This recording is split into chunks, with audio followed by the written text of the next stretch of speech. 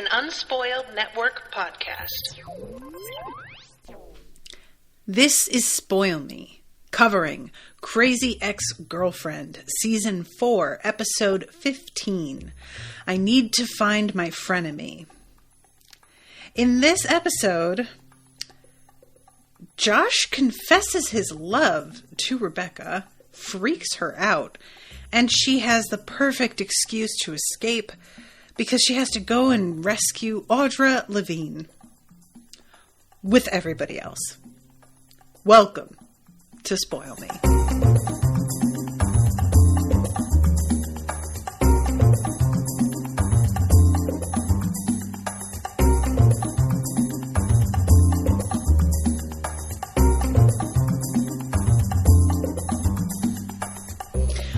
Welcome to the show, everyone. I am Natasha. Thank you very much to Megan for commissioning this episode. What's up, Megan, if you're out there? So this episode was full of surprises. First of all, leaving town was unexpected at this point in the show. How many have we got left? I know that I ask this every time, but I am extremely bad at keeping track of all of this stuff. And I think that one of the upcoming episodes is a live watch. Yes. So the final episode, which is called I'm in Love, is a live watch.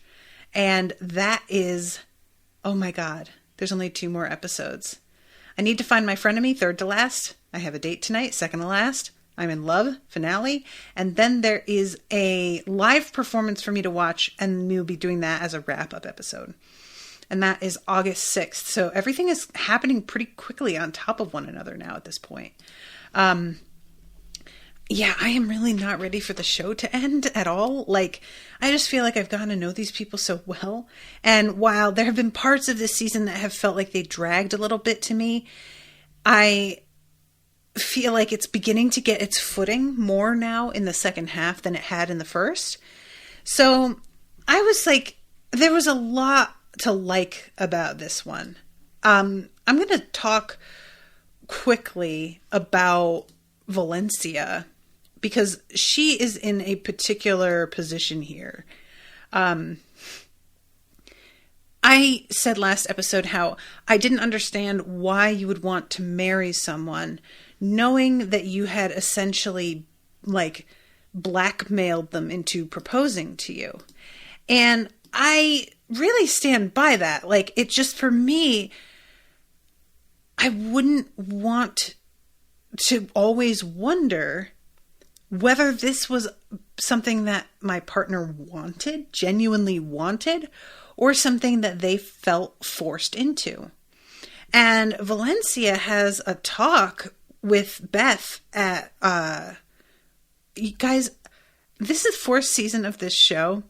And I swear to God, home base, like the name just never registers for me. It takes me like way too long to remember that's what it's called. But they're having a discussion there about everything. And Valencia really won't budge.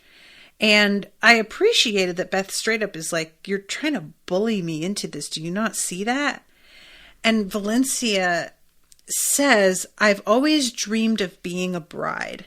And this is one of those things that I feel like there is a balance here that I feel can be lost. And I appreciate the way that this show is trying to handle it.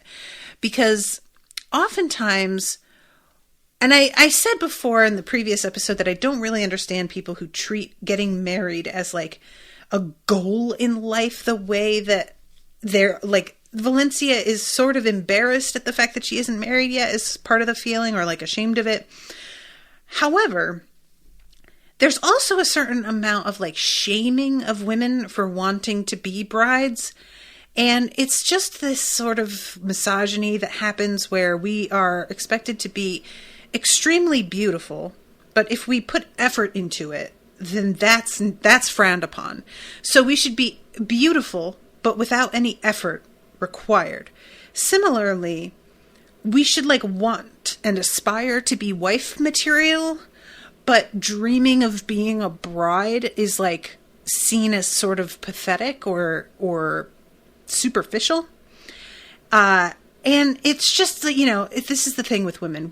We're supposed to want certain things, but like not so much that we have agency. We're supposed to want them in a way that still is catering to other people and makes us decorative instead of fully, people with full agency. So I don't want to like mock Valencia for like dreaming of being a bride, because I have repeatedly said, I am going to be having a big wedding, a big in, asterisk, big for someone of my social class, under 100 people easily, but nevertheless. And I tried to not want that because I internalized a lot of that misogyny and the idea that like wanting a big wedding made you somehow superficial or focused on the wrong thing. There will be so many people out there who are quick to tell you how much like all these other things that are more worth spending your money on. And that's all well and good. And perhaps it's true for some people, but I'm also, as I get older, realizing how much being responsible is treated as if it's the smart thing to do, when in fact, a lot of us are just as much at the whim of fate as we are our own responsible choices, because we don't want to address how much of succeeding in life is sheer luck. So I'm sort of this mindset lately where I'm like, yeah, I could like invest this money in something or put a down payment on a nicer home or whatever, but who knows how that's going to turn out in the end. And I am fine with the short-term like gratification of a life experience that I will never get again. That's not for me a bad payoff at all. So I just really understand Valencia saying I've always dreamed of being a bride, especially considering that she's planned so many other weddings for other people. But I just love the conclusion that she comes to by running into this woman who is her own frenemy. I'm assuming they know each other from high school, I think. And it's somebody that she does not like. And it turns out that this woman bullied her fiancé into proposing. And she really is the kind of person that Valencia does not want to be. And it makes her rethink her whole decision. And I loved that. There's a lot of moments like that in life where somebody that you don't like will agree with you on something and you have to step back and like reconsider all of your choices and all of your preconceptions. And she goes and tells Beth, who's like, well, and I never said that I was against marriage. I just didn't appreciate the way that you were approaching me with this. And maybe if at some point you want to get me an ethically sourced diamond and ask me the question, I might say yes. And Valencia realizes that she gets to propose. She never thought of it in those terms. And I really feel like this is something that a lot of people would fall into, especially because we are so like heteronormative and we are so into the gender binary as like human beings, a lot of us, that will look at Valencia and Beth and will be like, all right, well, Valencia is the more feminine of the two. Therefore, it has to be Beth who's playing the man, in quotes. And so she has to propose, And I just really appreciated it being made clear it can be anybody. And even if you are in a hetero relationship, the woman can propose. It's sort of like, unfortunately, seen as a desperate move by a lot of people, because I think there's supposed to be again, women aren't supposed to have agency. They're supposed to simply be there waiting for the men to make the decision. But, yeah, I really loved Valencia's reaction, because I wondered if she would take that as being like, oh, so you're not even going to propose to me? I have to do it? I thought she might be annoyed. But instead, she's really excited. And I look forward to maybe seeing how she proposes, because I have a feeling she would do something incredibly extra. Like, Valencia is pretty classy. So I think it'll be extra, but not in the way, like, it's not going to be like a flash mob or something like that, I do think that she will propose by the end of the series. There's only 2 episodes left, so I guess you better get on that. So that's Valencia. I just wanted to talk about that out of the gate, because I am in this sort of like position right now where I am waiting for Owen to propose again. For those who don't know, the pendant I'm wearing around my neck right now is made from the original ring that he proposed with 2 years ago now? 3 years ago? I think it was 3 years ago now. And unfortunately, the ring was designed in such a way that it was really fragile. And it turns out that I was losing diamonds out of the edge left and right. And the jeweler was like, look, we can keep replacing these diamonds, but I really recommend that you choose a different ring, because this is going to keep happening and you're just going to have to keep pouring money into this ring for maintenance for the rest of your life. So we decided to get a different ring. And I had this one made into a pendant, and Owen was sort of he didn't like the idea of me wearing an engagement ring that he hadn't proposed with. So I got the new ring and gave it to him. And I am waiting for him to propose again. And reminder, we're getting married in December. So I have no idea when he's going to be doing this. But I have just been waiting for it. And it's weird because he's already proposed. But I'm getting weirdly anxious about the fact that he hasn't proposed again. It means something. Anyway, so I have just got a vibe kind of like Valencia's going on right now. And I don't blame her, just saying. So, all right, let's start off with the very, very start of this episode. So, we've got Rebecca, and she's thinking over the whole, community theater debacle. And she's wondering what direction her life should go in, because she felt like she was on the verge of something with that. And it turns out to not be the right way to go for her at all. And she's kind of talking to herself about it in general. Josh, what do I do with my life? I thought I'd landed on something, and I'm confused and frustrated, but I feel like I'm so close, and I need to focus and not get distracted by the things that normally blow me off course. And then he just blurts out, Rebecca, I'm in love with you. I was caught so off guard here. So completely. I never expected him to just say that shit. At all. Why would he? Or just genuinely, Josh, what are you thinking?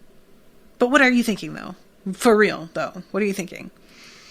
And yeah, he repeats it, and she keeps saying, what?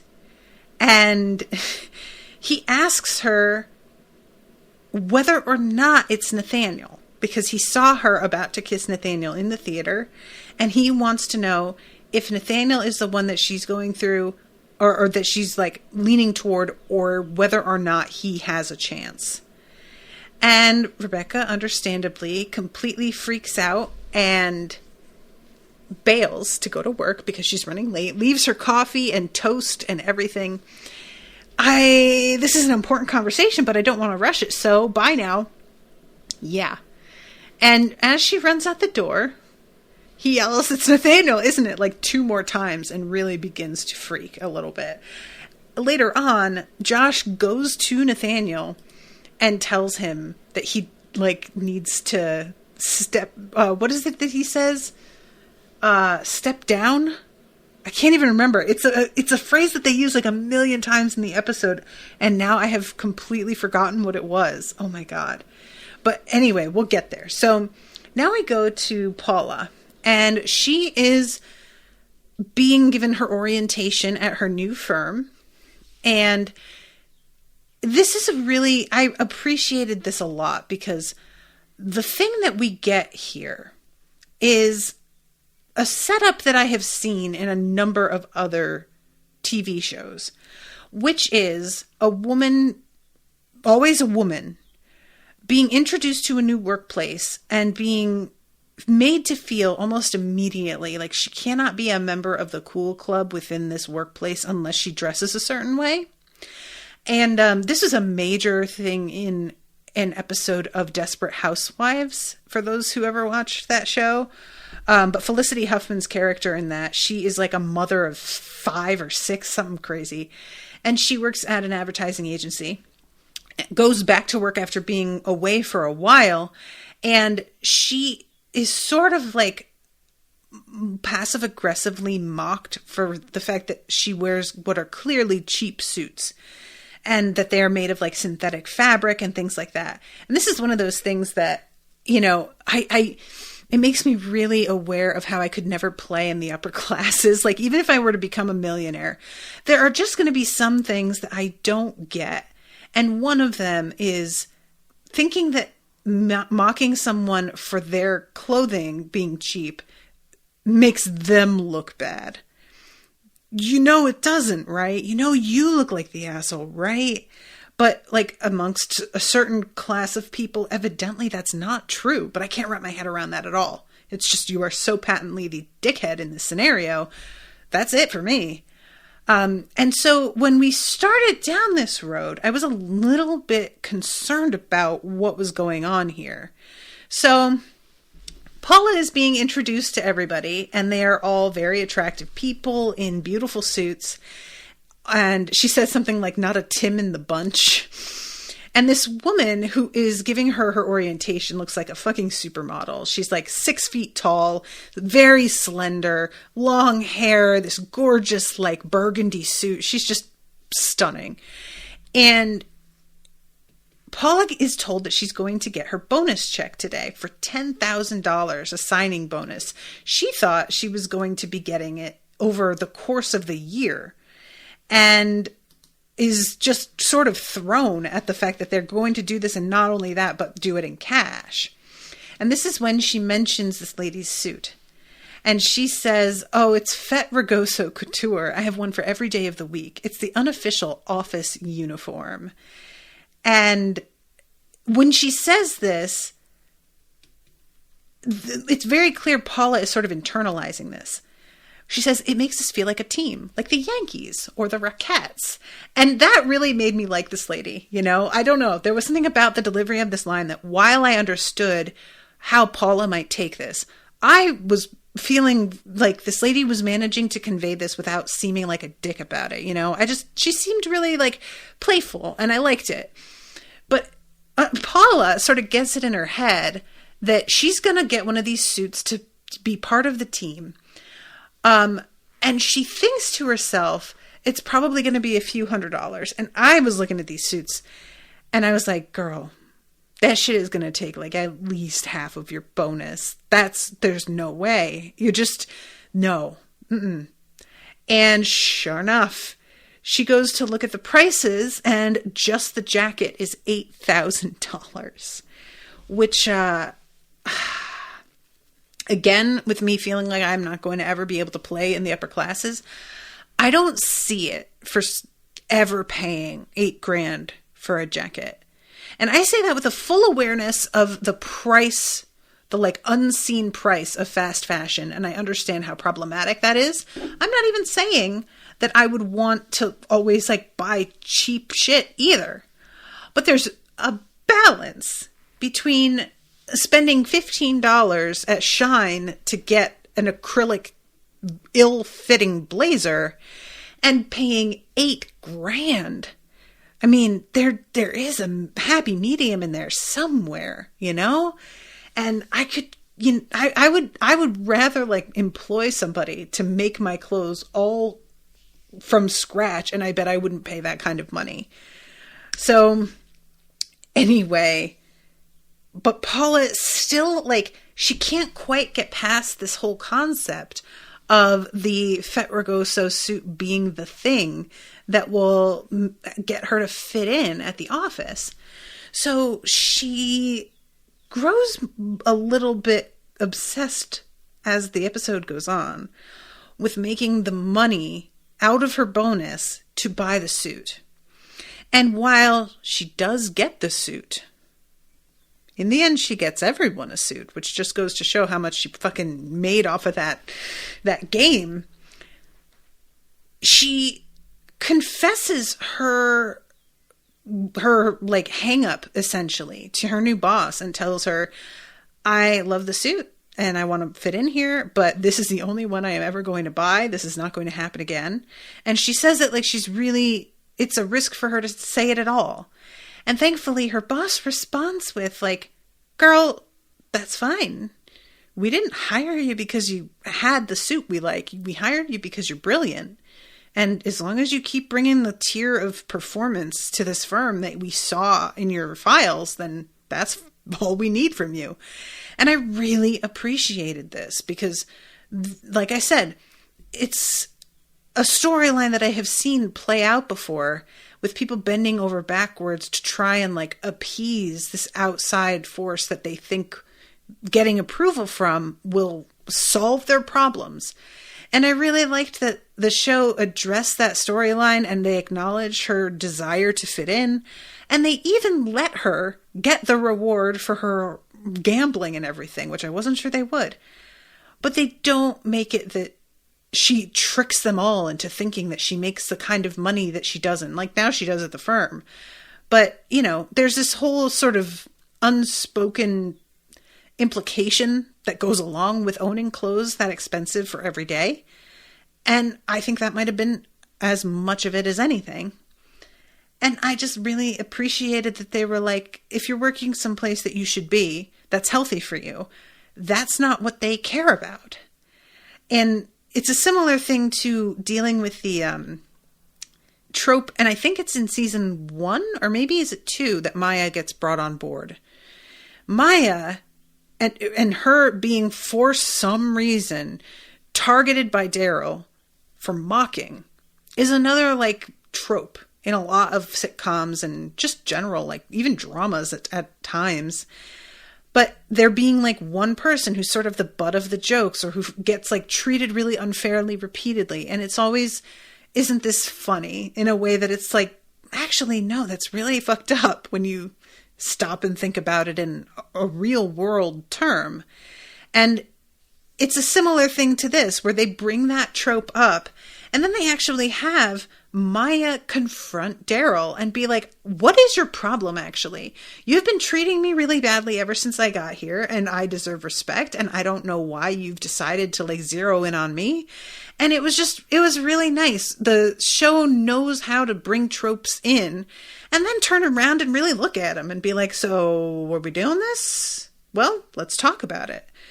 I just always appreciate that. So, and I don't know why, but for some reason that storyline with the suits in Desperate Housewives wedged itself into my brain when I saw it. And so I actually think about that episode a lot. And when this whole storyline began with Paula, I was like, oh no, are we doing that?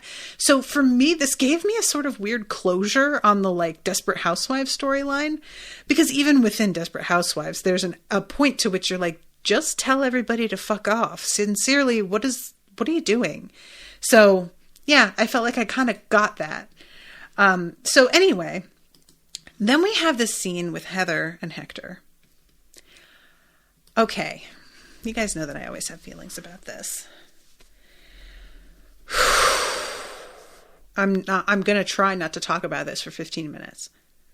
I'm going to keep it to like 5 minutes. Heather is dealing with something that a lot of women do. I appreciate it being addressed in the episode, but God knows that it's not as easy as they make it look. It cannot be. But the whole thing is that Heather is being a mommy to Hector in some ways. And look, Hector had a mom who did all this shit for him. Like, he lived with his mother up until an age, and not just living with her, but depending on her to do things for him, up until a point when it would be almost unbelievable for Hector to not be this way as a partner. You know? However, the problem is that just telling someone you need to figure it out isn't actually like helpful sometimes. And it's not necessarily, when I say helpful, I mean to them, but also to you. So what's going on is that he lost his keys, which she is so prepared for that she has 4 spare sets of keys made for him. She also is just like, she's basically constantly anticipating the fact that he is going to fuck something up and adjusting everything for that. And even when he's like in the midst of apologizing and tries to reach over to hug her because he knows that he's stressing her out, he knocks over like a full glass of water onto her phone kind of thing, like, and she says something like, look, I know you're not trying to stress me out. And he apologizes again before he leaves. And that's the thing, as a woman, and I'm going into heteronormatives here because men and women are not socialized the same. So this is the way a lot of relationships shake out because of the way that expectations of us are gendered. And the expectations of a young man like Hector, the bar is in the ground, like if a man like him were living alone, that in and of itself would be considered like good enough, regardless of what the place looks like and how he takes care of anything, just that he has it. And then there is the additional like, oh my God, he takes out the garbage. He's such a good guy. Oh my God, he scrubbed the toilet occasionally. He's such a good guy. And the expectation of a woman in a relationship is almost always, you shouldn't be a gold digger, so you definitely have to have your own job. But also, you need to do everything that would have been expected of you had you been a housewife instead of having a full-time job. And that means we expect you to do all of the housekeeping of every kind except taking out the garbage, mowing the lawn. It's always jobs that are like once every few days versus the dishes, which is multiple times a day, versus the laundry, which is every day. And it gets to a point where you are frustrated because you are doing it all. Because, let you in on a secret, it's not just society that expects it of you. We expect it of ourselves, unfortunately, a lot. So we will continue with that kind of outlook, attempting to do everything without even really realizing that we're attempting to do everything until it begins to slowly creep up on us. And we're like, what the fuck? I am not only managing our whole household, but I am mentally adjusting for the things that I know he won't do that he's supposed to. And that's what Heather's doing with having spare sets of keys made and everything. So you're doing this insane amount of emotional labor. And then what happens is you begin to talk about it with people that you're frustrated over this. And people always suggest two things mainly. One, just talk to them. Let them see how much, talk about everything you do every day. Talk it over with them and communicate. They can't know unless you tell them. You have to talk about it. They can't read your mind. And then two, well, create a chore chart, and he'll have a certain number and you'll have a certain number, and then you will just be able to like point to that and they'll see that. And both of those things annoy me, both those answers, because they both involve labor on the woman's part. One is you need to have the conversation because for some reason this grown-ass man who shares a building with you doesn't realize that his clothing doesn't massively get washed and folded and put back in a drawer through some sort of like osmosis in the house, that it just comes with that. He's a grown man. He knows who's doing it. So the fact that we have to fucking stop and be like, do you know that I fold the laundry? You should also fold the laundry. Like, fucking really? And two, making a chore chart like he's 6 years old and you're having to figure out how to give his pocket money for the week. Again, it's just, we shouldn't have to have these conversations. We just shouldn't. And this is a major, major part of why I am divorced from my first husband. He was a Hector. His mom did everything for him. And he never actually lived on his own. And I wound up stepping into a role that he wanted me to take up the slack because he didn't want to think about it. And I am a control freak. So at first, I was very comfortable because for me, it was an indicator of trust from him, that he trusted me to take care of certain things. And it wasn't for years that I began to realize, oh no, it's not about trust. He would have let literally anyone who offered do this for him because he just doesn't want to deal with it. It's not a compliment. It's just laziness. And it just, this whole thing with her and him just really got to me. And in the end, she just tells him basically, I've been a mommy to you and you need to begin to meet me halfway. And he's like, yeah, I guess you're right. And I was just like, man, if only this conversation went this way. It never does. It never does. It's a woman saying that she does more and a guy getting defensive, wanting a fucking spreadsheet of what they each do in order to prove the point. And then trying to insist that maybe because they make more money, they should be able to do less. Or maybe it's just because she hasn't been paying attention to the things that he does and he can't think of what they are right now, but he knows that he's done them.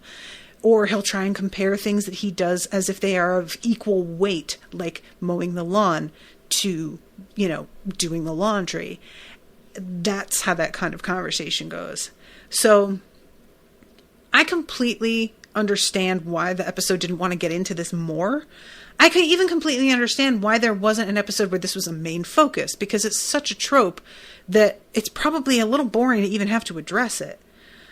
But I think that the show had to acknowledge who Hector is and how he was raised and the way that's going to influence who he is in a relationship. And I think they just didn't want to spend a ton of time on it. And that's fair. Like I said, I just wish the conversations with men who are like this went this way, with them having any self-awareness as to the fact that they have been expecting too much. It just doesn't go that way. Guys are just ready to argue their case for doing more than they actually do constantly. And it doesn't end with being, whatever age they are here. Like Owen's grandfather is like this. And he's the first one to point at other people and talk about how they aren't pulling their weight. But that man doesn't even know the meaning of the phrase. So this is just, I said I would only spend 5 minutes on it. I spent 8 minutes. I'm sorry. But it just gets to me. Like I said, this was the trigger to a lot of my first marriage falling apart. So that's part of why it's really close to my heart.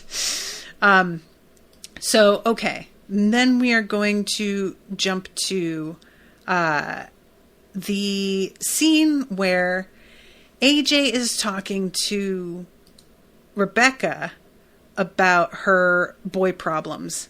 And I love AJ being like, oh, wow, yeah, that must be really hard for you that you have 3 gorgeous men to choose from. But meanwhile, I'm being catfished by 3 people from the Czech Republic. I really enjoyed this a lot.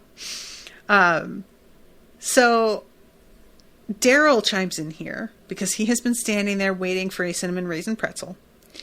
And he tells Rebecca about his foolproof, amazing system for dealing with decisions. And it turns out that it's just putting things in columns. There's something about this joke that really lands for me. This sort of thing that it's like a person treats their solution as if it's sort of a highly original, unheard of.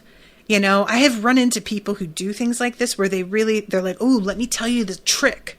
And then they say some obvious shit that's number 1 on any BuzzFeed listicle about how to handle your situation, that kind of thing. And they just really do think that they've got something that you will never have heard before. So I really enjoyed this joke and it kept coming back up and it just was still funny. So yeah, they have made a series of columns about these guys. And the key here is that the columns are all good qualities. Every single one of them is getting the pros listed. Because if this went a different way and she listed the pros and cons of each guy, their reaction to seeing it would have been very different. And it would have wound up more like that Friends episode. I don't know if you guys remember that, but there's an episode where Ross makes a pro and con list about Rachel, and she finds it, and she basically when they have a fight over it, she says, imagine thinking the worst things about yourself that you're most self-conscious about, and then finding out that the person you love the most in the world thinks all of them too, and how horrible that is. And yeah, you know, anybody who's making a pro and con list for me is just out. And that's pretty much how Greg winds up feeling. By the end of this, he like sees the list and he just decides that he's going to walk off with his dignity is essentially where he's at. He's like, this isn't worth it. Oh no, I'm not planning on participating in any of this. Now, he may wind up sort of taking that back, but the thing with Greg that I was sort of taken aback by this episode was that when they tell him stand down, that was the phrase. Oh my God. When they tell him to stand down, he initially does not know what they're talking about. And then he pretty much, when they show it to him, when they go over to the pretzel place, he essentially says he's standing down immediately.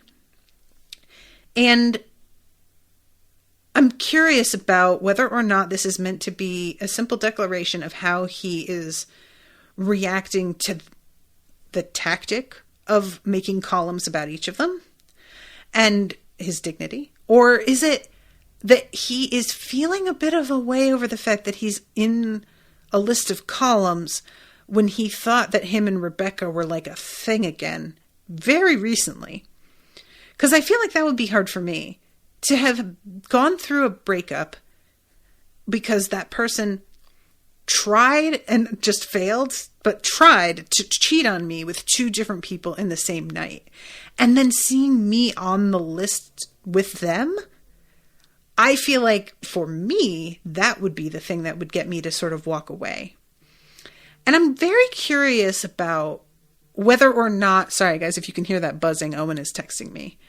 But the thing that I think I want from this is that I would like Greg to not take this from Rebecca.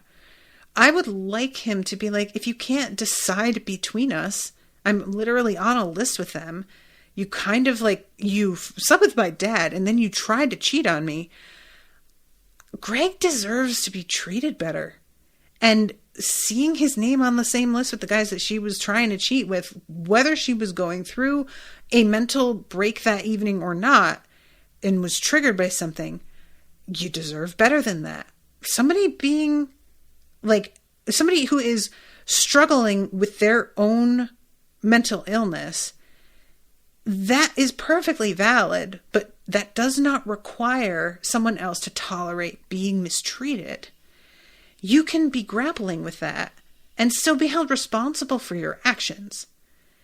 And I really want Rebecca to be held accountable a little bit more. I feel like she's gotten away with a lot, and to a degree you want her to. But there really does come a point where I'm like, man, girl, I understand that things are complicated, but you can't just like choose them out of a hat. They're people. And there's just a real sense of like, I don't know, the fact that he throws his hat in the ring at the end of this episode, I don't feel good about it. I truly don't know what direction the show is going to go in. Like, the fact that Rebecca doesn't seem that interested in anyone, that it truly is a struggle because she doesn't feel more strongly for one of them than the other. To me, that means that she shouldn't be with any of them. Like, they're not her person. But is the show going to see it that way? Or are they going to choose somebody? I hope not. You know, and the name of the last episode is I'm in Love. And I'm just fingers crossed that it's herself. Like, just please, girl, you are not ready. You just broke up with Greg recently because you realized that you were not mentally in a place that was healthy for a relationship to tolerate and weather the ups and downs. So that can't have changed in this short a time, which means you shouldn't be making this decision at all. However, I get it. We need a show. What are we going to do? You know?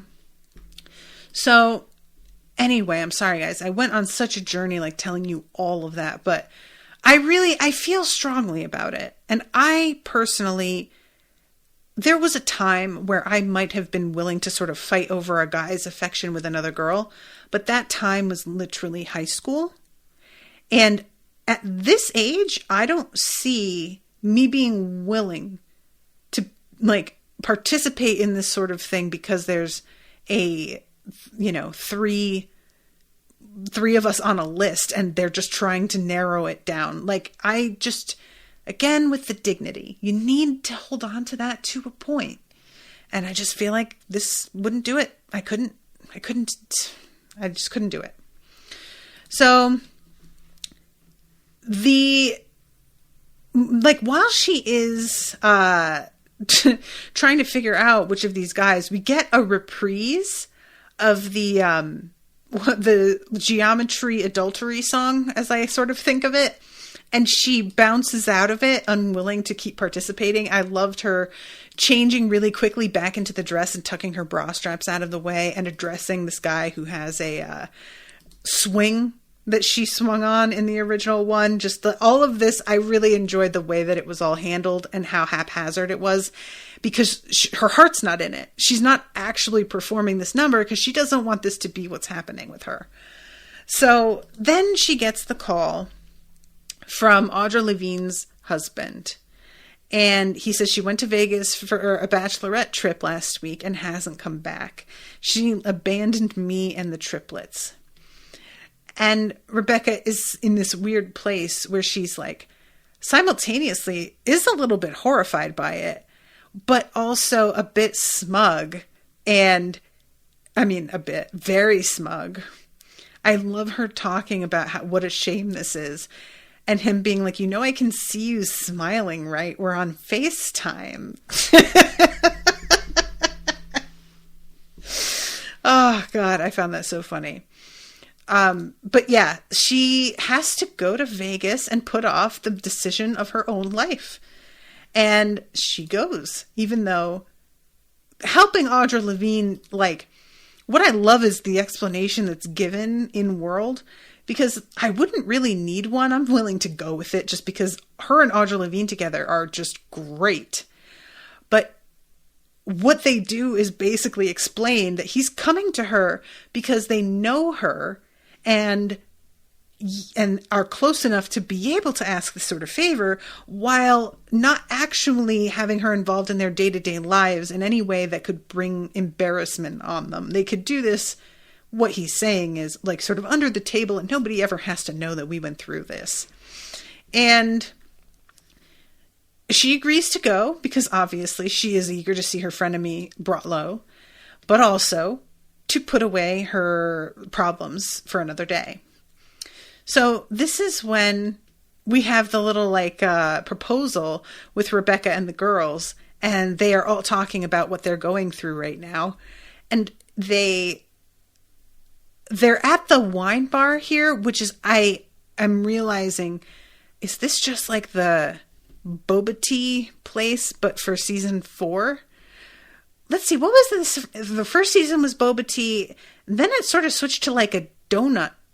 Well, there was the big donut place that you actually walked through the donut. But was there another one? I just didn't even sort of like put it together that we hadn't seen the donut place or the boba tea place in a minute. So that's clearly what the wine bar is doing for us this season. But yeah, anyway, so they're all talking about what's going on with them and all of them lamenting their different things. And Paula's like almost feeling guilty because she's so happy until she looks up the price of the fet suits. And then they all begin to sort of freak out. So when Rebecca pulls in and basically says, I'm going to Vegas to rescue my frenemy, does anybody feel like coming with me? They're all raising their hand and eager to go. So then we get them arriving in Vegas, and there's a constant stream of commentary coming from Paula to indicate this bitch knows how to play poker.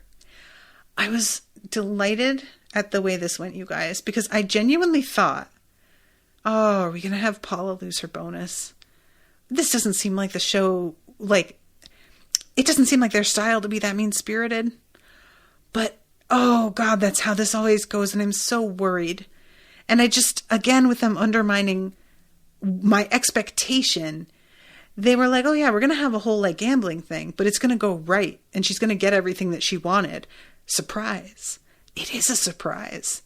And because we don't have to live with this decision the way that Roseanne did with them winning the lottery, it works out. It's only an episode long that we have to worry about this. So all the girls get dressed in their Vegasist best.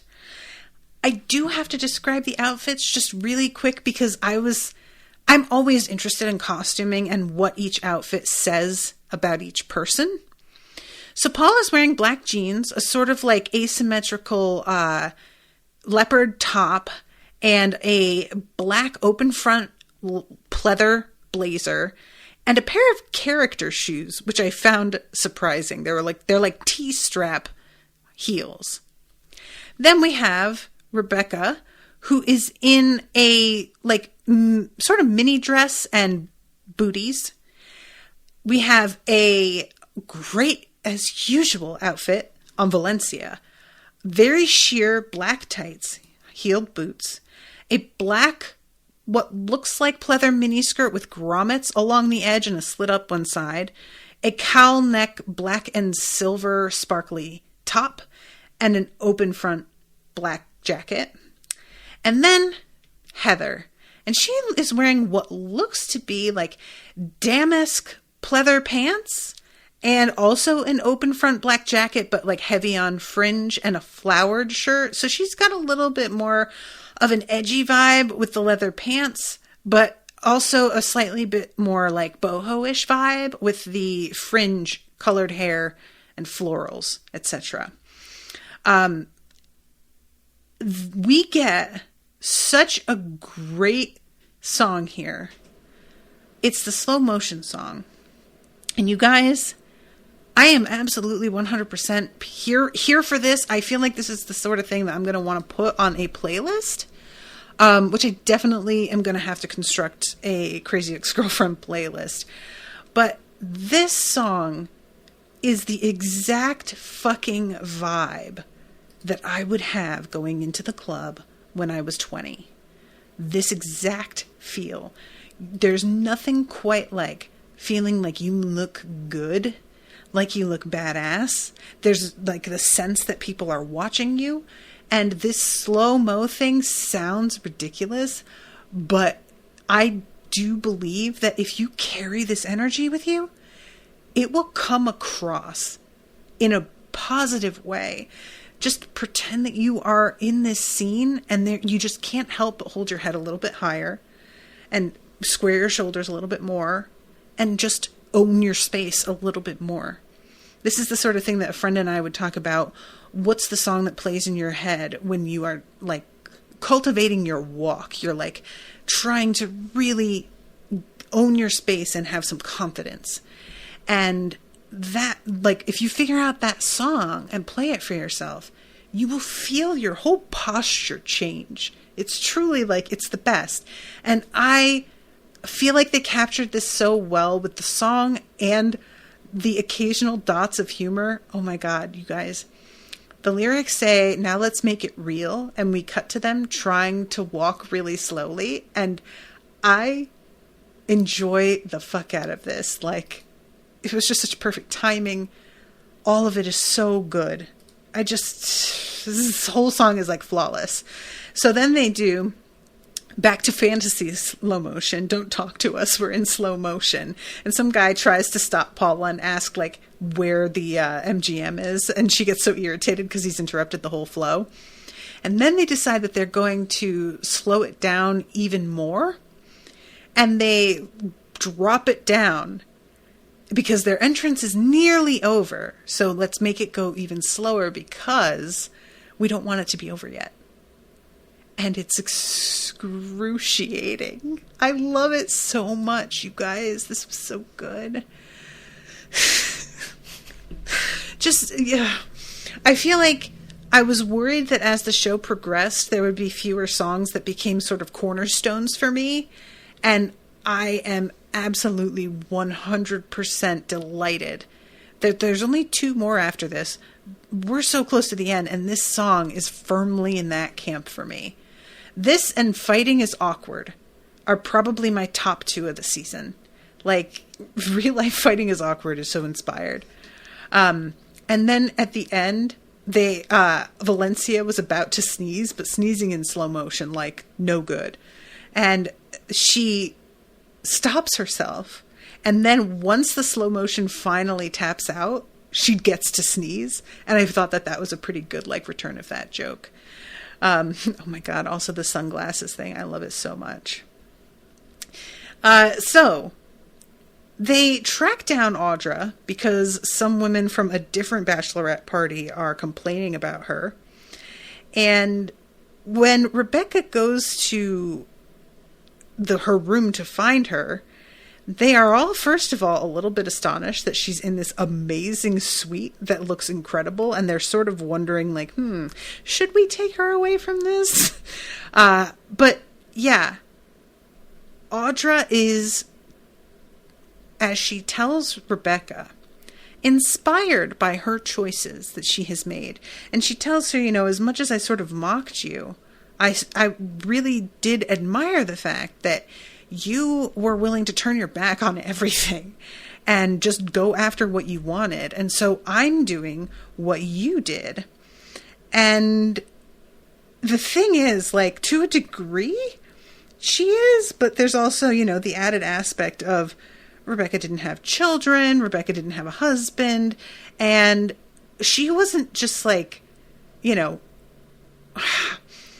she was hurting only herself, really, is what it comes down to. So Audra agrees immediately to go back with them. And or not even go back with them, but just to, like, go back. And they all assume that she is on the straight and narrow, high and level. And there's a moment during which they all have to sort of face the fact that they were hoping this would be harder, and that way they would have more of an excuse to stay away from home.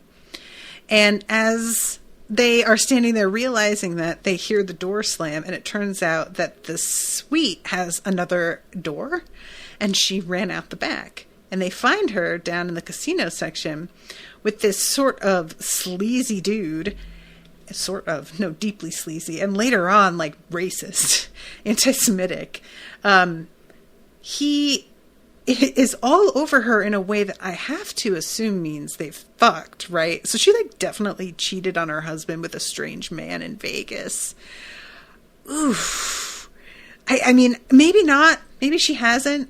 But it just, like, the energy. You don't call somebody daddy that you haven't fucked, right? Or is that just me? Is that just me being weird about it? I've never actually called anybody I've slept with daddy, full disclosure. But I kept being sort of distracted by that. The fact that, like, she's meant to, I guess, go home and sort of act like none of this happened. But yeah, so this moment with her and Rebecca, and she, like, compares her situation and is just like, well, I'm doing what you inspired me to do. I appreciated the acknowledgement that she is a little bit jealous, because there's no way that she has fulfilled all of the requirements of being, like, the ideal Jewish American princess daughter without feeling the pressure as acutely as Rebecca, which means, of course, you are occasionally going to want to escape that, whether you're winning or not. The pressure and expectation is just going to be tiring. So, yeah. Oh my God. And I love the return of, you can't call me crazy, because when you call me crazy, you're just calling me in love. And then she literally says blam at the end. It was a good moment, you guys. I was actually singing that old song the like old theme song from season 2 earlier today. So when she did that callback, I was like, oh, there it is. This is when Heather gets the text from Hector. Which one is the carbon monoxide detector and which one is the smoke detector? Never mind, doesn't matter. I set off both. Yikes. So jumping ahead, we have Audra being involved in this underground poker game. And this dude that she's here with, she's like refusing to leave. And the girls get grabbed and kept there so that they can't go running off, like reporting the poker game. This dude that Audra's with winds up in the hole. And so Paula has to take his place. It's so great, you guys. I am so happy that she got the chance to play poker, that she won, and won so spectacularly that she could buy everybody else full suits. I am so excited about this. Everything about Paula having like these little small secrets. It's the best. Deal me in douchebags, she says, and chucks her money on the table. I love her. It's so goofy, and I don't care. And yeah, I love, especially when she wins, there's a fountain of Cheetos as Heather freaks out behind her. Everything about this made me so happy. My God. All of the guys looking sad as she wins their money. Oh, it's so good. All the Cheetos bouncing on the table. Guys, it's all so good. And I love Audra leaning in and going at everybody. Like, she is part of the team now. She winds up being in the center when they do their slow motion suit walk. So just a recap on the suits. We've got Heather in pantsuit, yellow, perfection. We've got Valencia, pantsuit, pale pink, perfection.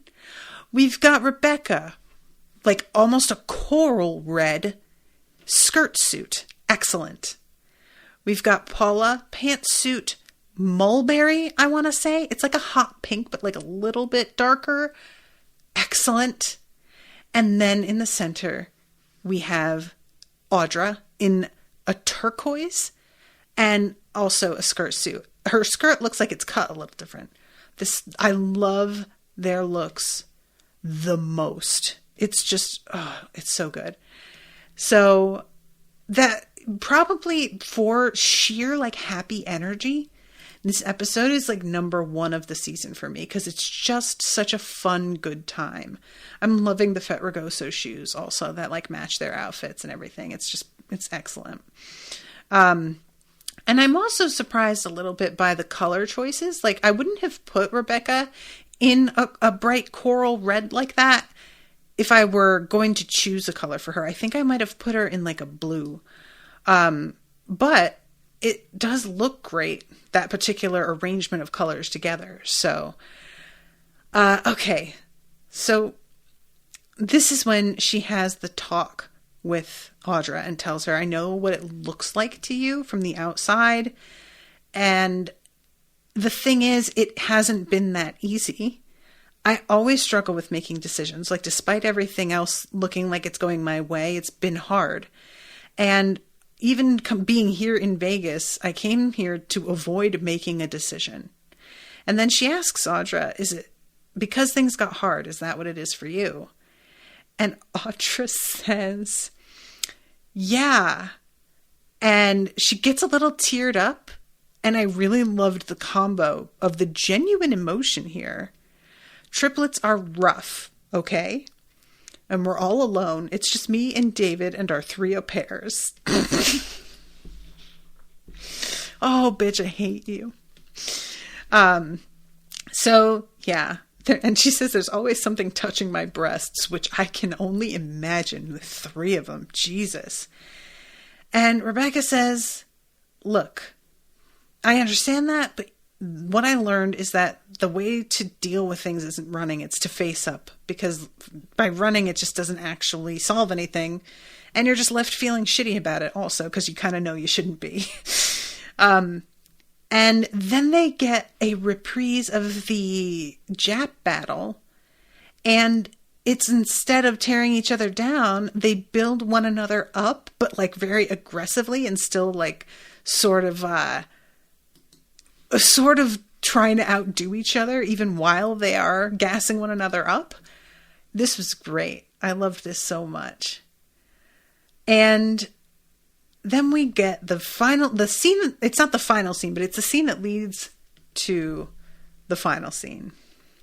So White Josh is meeting with all of the guys, and there's no audible dialogue after he's like, I'm going to tell you how to solve this. But spoilers, he wants Rebecca to do a Mamma Mia. He wants her to go on a date with each of these dudes and then decide who she likes the best. So I'm gonna, because it is White Josh's idea, right? Is this gonna be that he is a Mamma Mia fan? Is that what this is gonna be? Anyway, when Greg is explaining to her what's going on, because they meet her at the restaurant, they have Daryl like go and get her. And he speaks for the group and says, I can't believe I'm saying this, but we've all agreed. And Josh interrupts, we're proposing you go on 3 dates with 3 guys. And she says 9 dates. That's such a weird number. No. 1 date with each of us. And at the end of that, you make your decision.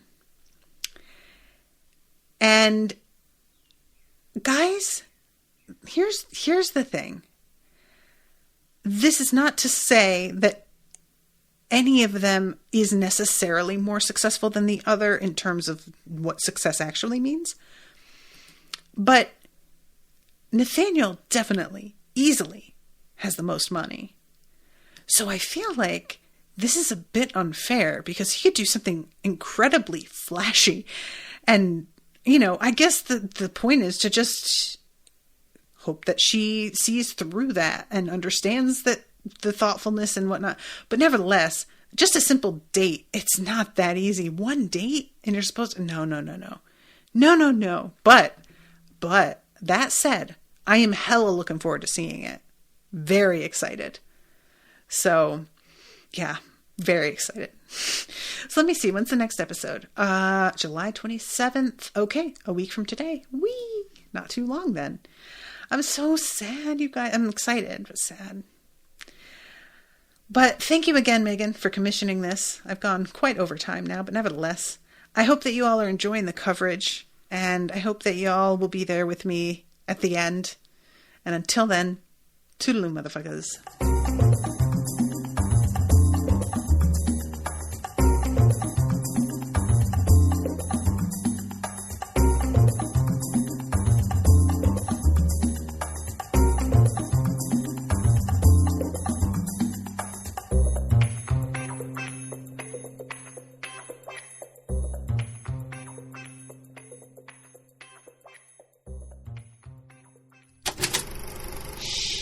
That was an Unspoiled Network podcast.